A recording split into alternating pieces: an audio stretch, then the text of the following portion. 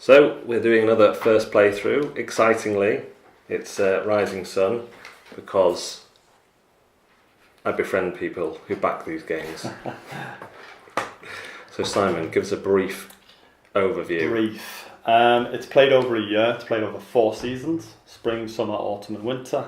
We'll be playing over this setup, starting with a tea party or a tea ceremony.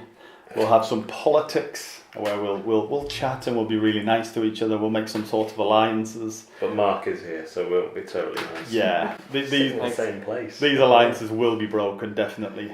We will talk to some godlike people up this top end, who will give us bonuses. Fujifilm. Yeah, during all of these kami phases, and then ultimately every season we will have war, where our plastic figures will battle to the death for coins and victory points. Because it's in our nature to destroy ourselves. It is within our nature. Hopefully with some of these. Yeah. The mug is a Kickstarter exclusive for the tea party phase. So yeah, that's it. We're just going to be real nice to each other, make some alliances, and have some fun war. And there's a similar little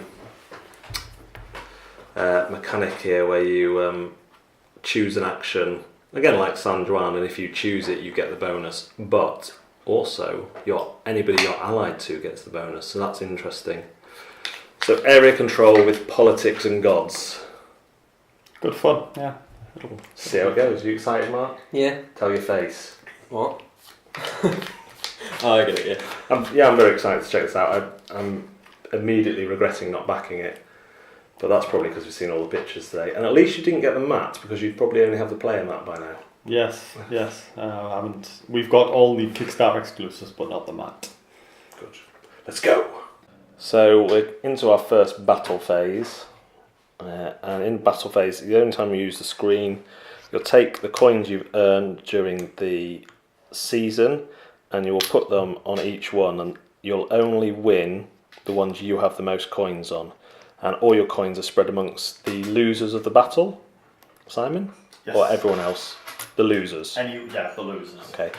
Any ties are broken by the honour track, or as I like to call it, the parachute with a hole track.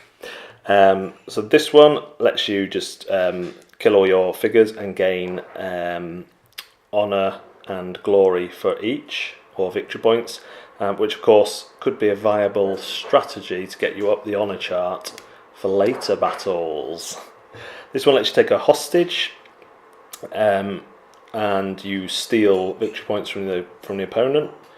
This one lets you hire Ronin, so if you win that one, you take all your Ronin figures, or as many as you want, and add them to the battle. Then you resolve the battle with force, which is your figures, and in my case, my temples, and Ronin versus the other people. And then if you're allied to someone, their figures don't get killed, but all the other figures do. And then if you've put coins on Imperial Poets, you get points for every figure killed. So that's battling.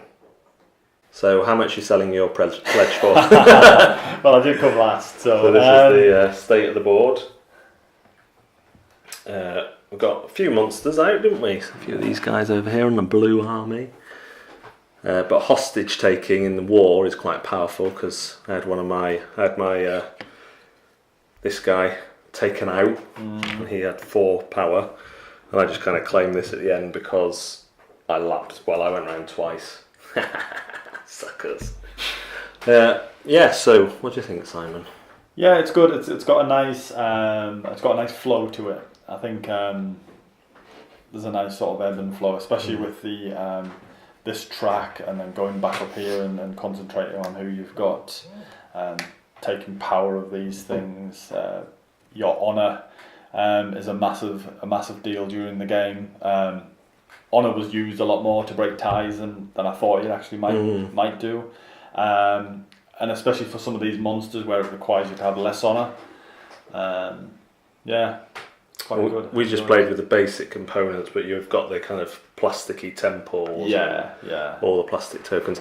I think this bit's really interesting. It's one of those where you think you've got something, and then this all changes, and you're absolutely gutted, because this first one that resolves is honour, So on the other ones, you might be in a tie and you think, oh, I've got them, and then you forget this one and suddenly changes and you haven't got any of these.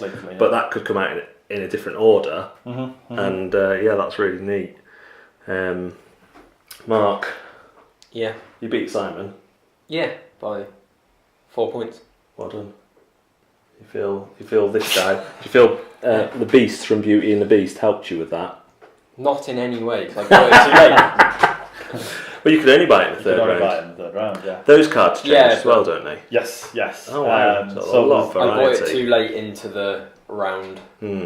In the core game, there's 3 sets of cards. There are some core cards that have to be in the game. Okay. There's 3 different sets of cards, and you can actually mix those up as well. And with the additional monsters, of course, Kickstarter exclusives and all those, you'll add in those. Yeah, I really liked it. It was really up my street. I think because it was a first game and because I jumped out to an early lead with when you harvest, you take all the bonuses, and I had control of a few areas because my shrines also counted as power and I could move them. So that made me early game when people haven't got many figures out, I was able to take advantage of that.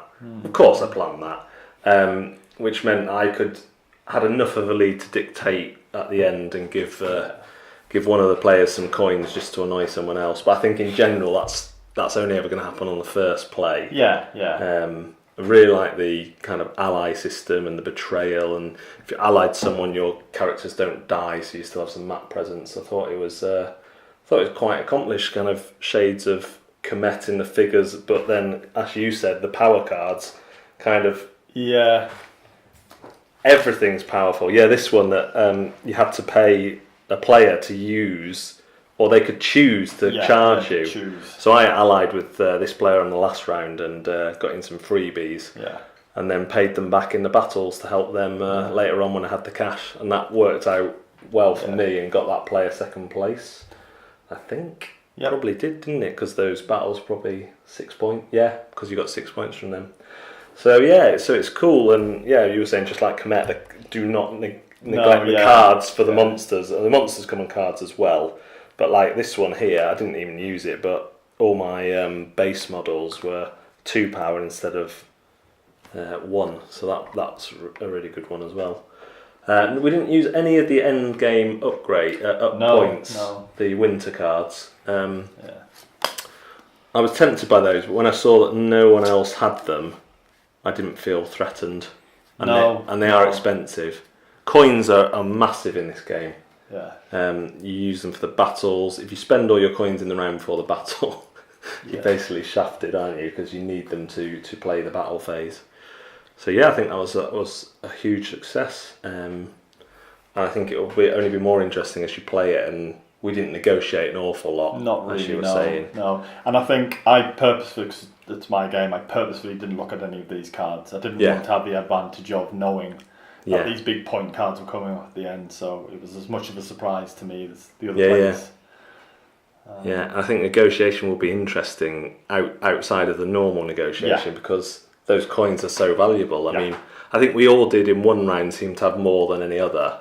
But it was rare to get double figures, unless. But the neat thing is, when you lose a battle, you get the coins from the winner. So you can think you haven't got any. The order of the battles is really important as well, because you could put a load of figures into battle 1 just to sacrifice them to get turn order, lose the battle and get all the coins from someone else. That's only water. And gin. Definitely worth getting a play if you haven't got the pledge. I'm regretting not backing this one now for sure. I think I prefer it to Master of Darkness, though I won't be able to play this one with my son. See you next time on Board Deck and Dice. Mark's gone. Oh, Mark, what did you think? We didn't ask you. No one cares.